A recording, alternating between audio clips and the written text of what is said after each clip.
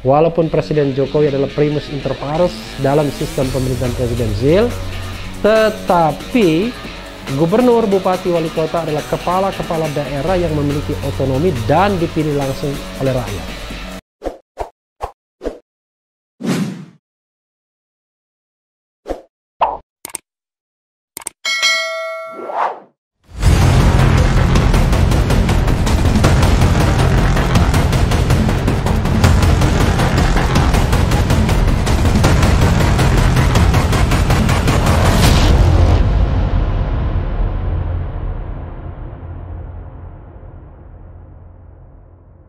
Assalamualaikum warahmatullahi wabarakatuh, sobat RH sekalian. Jumpa lagi kita di channel yang keren ini, keren cadas.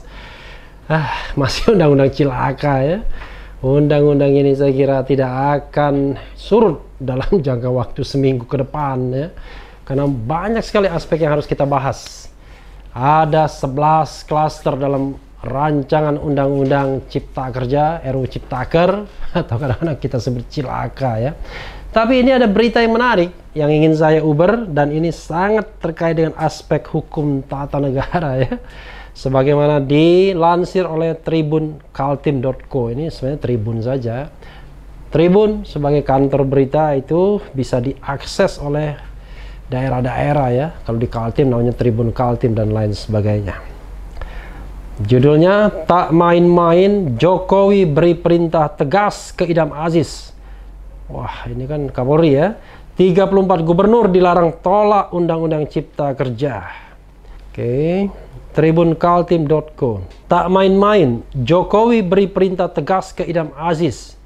34 gubernur dilarang tolak undang-undang cipta kerja. Ini dua pernyataan yang ternyata nggak ada hubungannya ya. Karena tidak mungkin Kapolri melarang seorang gubernur ya, walaupun atas perintah presiden. Tapi rupanya konteksnya berbeda. Presiden Joko Widodo atau Jokowi memberi perintah tegas kepada kepolisian yang dipimpin Kapolri Idam Aziz untuk menindak pelaku pidana di unjuk rasa menolak Omnibus Law.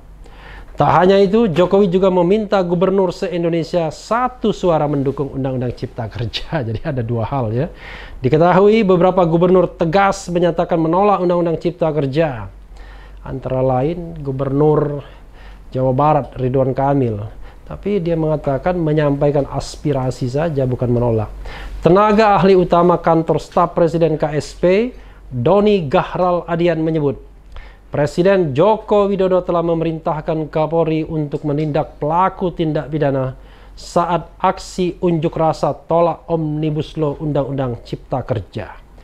Menurut dia, hal itu disampaikan Jokowi saat menggelar rapat internal secara virtual membahas Undang-Undang Cipta Kerja dari Istana Kepresidenan Bogor, Jumat 9 Oktober 2020 pagi. Doni mengakui rapat itu salah satunya membahas soal kericuhan yang terjadi selama aksi unjuk rasa. Perintah Jokowi, aparat penegak hukum harus memproses semua yang memang melakukan tindak pidana selama aksi. Kita kan negara hukum, semua harus diproses secara hukum, kata Doni kepada kompas.com Jumat 9 Oktober 2020. Syukur alhamdulillah kalau sadar ya. Mudah-mudahan koruptor juga ditindak dalam prosedur hukum yang benar ya. Jadi jangan hanya pengunjuk rasa saja. Selain itu, dalam rapat tersebut Jokowi juga memerintahkan para menterinya untuk lebih mengintensifkan lagi komunikasi publik terkait Undang-Undang Cipta Kerja. Wah, rupanya tidak akan surut sepertinya. Para menteri terkait diminta terus mensosialisasikan isi Undang-Undang Cipta Kerja sekaligus membantah berbagai hoax yang beredar ya. Jadi sobat RH sekalian begini, ada satu hal atau satu aspek yang ingin kita bahas dalam komunikasi bernegara ya. Mengapa pejabat publik, terutama pejabat tertinggi Presiden Republik Indonesia, selalu menggunakan kata-kata yang mengancam? Ini yang jadi persoalan. Tindak tegas pelaku kerusuhan aksi unjuk rasa, tindak tegas bla bla bla dan lain sebagainya. Padahal tugas dari negara, tugas dari seorang presiden adalah melindungi segenap bangsa, melindungi warga negara, melindungi rakyat Indonesia. Memang mereka tidak boleh melakukan tindak pidana, menjara, membakar, dan lain sebagainya. Tapi kan kita bicara bernegara yang baik. Tentu itu terjadi karena ada sebab. Tidak mungkin ada asap kalau tidak ada api. Memang ada orang-orang yang memanfaatkan situasi, tapi yang jadi masalah adalah siapa yang menciptakan situasi itu. Yang menciptakan situasi itu adalah kekuasaan yang membuat undang-undang tidak akuntabel, tidak partisipatif, tidak transparan, tidak sesuai dengan prinsip good governance dan clean government. Itu yang menjadi pangkal persoalan sehingga kerusuhan ini muncul. Karena itu ketika penyebab mengatakan harus tegas menindak para pelaku tindak pidana aksi unjuk rasa, maka seolah-olah menghilangkan akibat dari sebab itu. Agar bisa dipahami dengan jelas, tak menimbulkan kesalahpahaman, dan semua yang terlibat wajib untuk menjelaskan ke publik mengenai apa manfaatnya dan membantah berbagai hoax tentang undang-undang ini, kata Doni. Kalau semua guru besar, profesor, doktor, ahli mengatakan masalah terhadap undang-undang ini, apakah kemudian rakyat Indonesia bodoh semua? Kira-kira begitu ya. Jokowi juga, kata dia, meminta 34 gubernur yang mengikuti rapat itu untuk satu suara mendukung Undang-Undang Cipta Kerja. Jokowi meyakinkan para gubernur bahwa Undang-Undang Cipta Kerja yang ramai-ramai diprotes buruh dan mahasiswa justru dibutuhkan untuk meningkatkan investasi dan lapangan pekerjaan. Saya sudah membuat video mengenai pernyataan Faisal Basri soal sesat pikir soal investasi. Nothing to do dengan Undang-Undang Omnibus Law. Karena sesungguhnya Indonesia itu masih surga investasi. Tapi persoalannya bukan di berbelit-belitnya prosedur, tetapi karena korupsi yang berkepanjangan yang membuat pengusaha kemudian tidak ada kepastian dalam melakukan investasi. Jadi yang diadres harusnya bagaimana menghilangkan tindak pidana korupsinya itu. Tapi ini yang gatal di mana, yang garuk di mana nggak jelas ya. Jadi tidak ada yang dipersepsi orang selama ini bahwa ini untuk merugikan rakyat. Ini sepenuhnya ditujukan untuk kemaslahatan bersama agar ekonomi bisa pulih dan kembali normal, katanya. Doni menambahkan tuntutan demonstran agar Jokowi menerbitkan Perpu untuk mencabut Undang-Undang Cipta Kerja tak dibahas dalam rapat itu. Pemerintah meminta masyarakat yang keberatan untuk mengajukan uji materi ke Mahkamah Konstitusi MK. Padahal kalau kita membuat undang-undang, sobat era sekalian, ada yang namanya aspirasi. Tugas DPR adalah menampung aspirasi masyarakat. Tentu masyarakat yang paling banyak jumlahnya. Undang-undang harus dibuat dengan tata cara pembentukan undang-undang yang baik. Nah, persoalannya adalah ketika pembentuk undang-undang DPR dan pemerintah membuat undang-undang seenaknya, lalu tinggal mengatakan kalau tidak setuju datang ke MK, sungguh mereka tidak bertanggung jawab atas produk yang mereka buat sendiri. Kepolisian RI mencatat ada 3.862 orang yang ditangkap dalam rangkaian aksi unjuk rasa menolak Undang-Undang Cipta Kerja yang berlangsung pada Kamis 8 Oktober 2020 kemarin. Kepala Divisi Humas Polri Irjen Argo Yuwono mengatakan mereka yang ditangkap kini masih berada di kantor polisi untuk menjalani pemeriksaan. Bayangkan, yang kasihan kan polisinya. Bagaimana memeriksa 3.862 orang ya. Argo Yuwono membeberkan 3.862 orang yang ditangkap itu terdiri dari beberapa kelompok. Ya, ini kelompok anarko. Apa kelompok anarko? Masyarakat umum, pelajar, mahasiswa, buruh, dan pengangguran. Kelompok anarko ini kelompok apa ya? Ya, ini ada sambungannya. Sikap Ridwan Kamil. Gubernur Jawa Barat Ridwan Kamil mendadak viral di media sosial atas tindakannya mengirim surat kepada DPR RI dan pemerintah pusat setelah menemui demonstran yang menolak Undang-Undang Cipta Kerja. Menemui ya. Ridwan Kamil menemui pengunjuk rasa di Gedung Sate Bandung, Jawa Barat, Kamis 8 Oktober 2020. Di hadapan pengunjuk rasa, Emil menyampaikan telah mendengar aspirasi para buruh mulai dari pasal-pasal Omnibus Law, masalah cuti, izin TKA, outsourcing upah, dan lain sebagainya.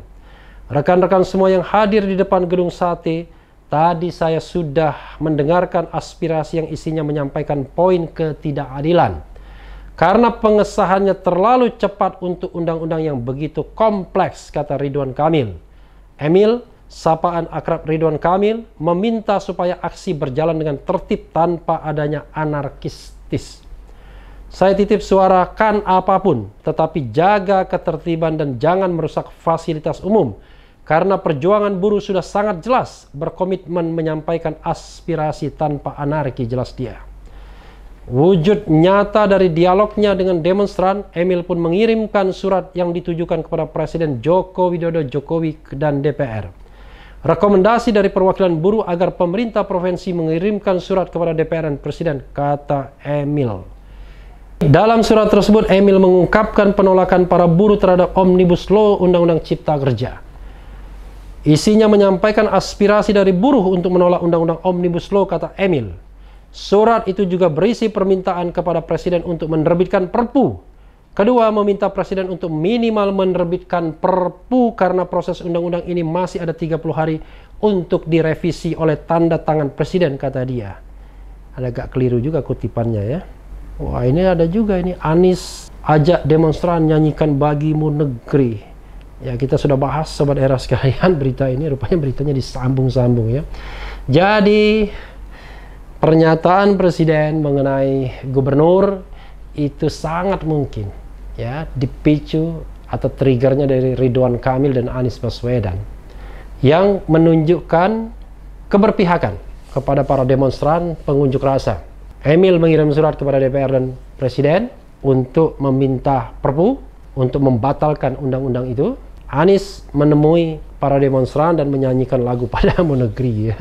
Kita sudah buat videonya, dan ini yang katakanlah mengilhami Jokowi, mungkin mengatakan agar 34 gubernur itu menerima Undang-Undang Ciptaker ini. Nah, Sobat Era sekalian, apakah boleh Presiden mengatakan demikian? Tadi saya mengira Presiden Jokowi memerintahkan. Kalau memerintahkan itu tidak boleh, tapi kalau meminta ya silakan saja, namanya meminta ya. Namanya meminta itu terserah mau dikabulkan atau tidak oleh orang yang diminta. Tapi bukan berarti meminta asking karena Jokowi berada di bawah gubernur, tidak begitu. Kita bicara tentang hierarki ketatanegaraan. Kita bicara tentang sistem pemerintahan. Walaupun Presiden Jokowi adalah primus inter pares dalam sistem pemerintahan presidensial, tetapi gubernur, bupati, wali kota adalah kepala-kepala daerah yang memiliki otonomi dan dipilih langsung oleh rakyat. Jadi dia bukan bawahan presiden secara langsung. Memang dia merupakan sistem atau subsistem dari sistem nasional. Tapi mereka memiliki otonomi daerah dalam wilayah-wilayah yang sudah ditentukan undang-undang. Termasuk juga political performance, sikap politik juga. Itu tidak semata-mata bergantung kepada pemerintah pusat. Nah, karena itulah kemudian apakah himbauan ini akan diikuti oleh 34 gubernur atau tidak, yaitu nanti tergantung konteksnya. Karena gubernur pasti akan dilematis. Sebagai contoh misalnya begini, kalau gubernur itu berasal dari Partai Demokrat, ya tentu dilematis. Garis partai jelas mengatakan bahwa mereka menolak pengesahan atau persetujuan rancangan Undang-Undang Cipta Kerja. Fraksi Partai Demokrat walk out karena tidak diberikan kesempatan berbicara terlebih dulu ketika pemerintah akan berpidato tentang persetujuannya. Dan kita tahu pasti banyak anggota-anggota Partai Demokrat atau simpatisan Partai Demokrat, kader Partai Demokrat yang menjadi kepala daerah. Jadi Sobat Era sekalian, ini adalah struggle of power antara pusat, pemerintah pusat dan pemerintah daerah. Sejauh mana pemerintah daerah berani mengatakan tidak dengan pemerintah pusat. Kalau berasal dari the ruling party dan partai penguasa, kita tahu bahwa ada 6 partai di lingkar istana. 1 partai PDIP, 2 Gerindra, 3 Golkar, 4 Nasdem, 5 PKB, dan 6 P3. Jadi kalau gubernurnya berasal dari partai koalisi itu, ya sangat mungkin mereka akan tunduk. Tapi ada 3 partai di luar istana. Ada PKS di situ, Demokrat di situ, dan PAN di situ. Kalau PAN barangkali akan ikut. PAN adalah partai oposisi rasa pemerintah ya. Jadi sobat era sekalian, kita akan lihat hari-hari ke depan bagaimana dinamika undang-undang Omnibus Law ini, dan juga menarik untuk melihat ketaatan dalam tanda kutip pemerintah-pemerintah lokal terhadap imbauan pemerintah pusat soal menerima undang-undang Omnibus Law ini. Karena jangan lupa, di daerah juga para buruh dan demonstran juga berunjuk rasa. Bahkan di Lampung beberapa hari yang lalu, kalau tidak salah, ada korban jiwa. Kita cek lagi ya. Kadang-kadang berita itu kita tidak utuh baca, tapi yang jelas kalau mahasiswa berdarah-darah sudah banyak sekali. Tinggal bergantung apakah kepala daerah hatinya akan ke rakyat atau hatinya kepada pemerintah pusat. Sobat daerah sekalian, tetap di channel ini, karena di channel ini Anda akan dirayu, ditipu, dibaperin, dicecar, diuber pula di jalur khusus. Karena channel ini adalah channel yang mengancam, memeras, dan membenci. Jangan lupa subscribe, like, comment, and share.